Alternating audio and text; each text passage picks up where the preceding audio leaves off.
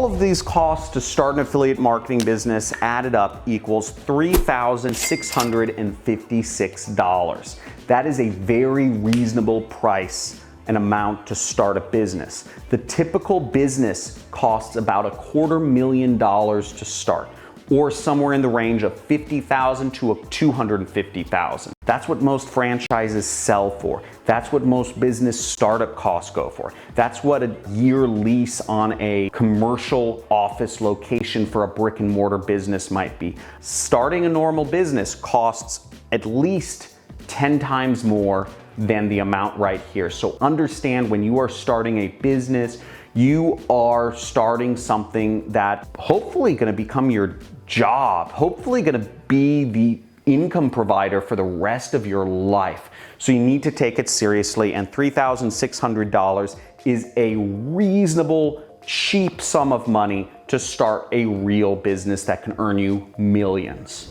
The costs in terms of time are also steep when starting a business, but so are the costs of time when you're starting a relationship, or if you're starting a new workout routine. You need to invest your time to get fit or to get in a happy relationship.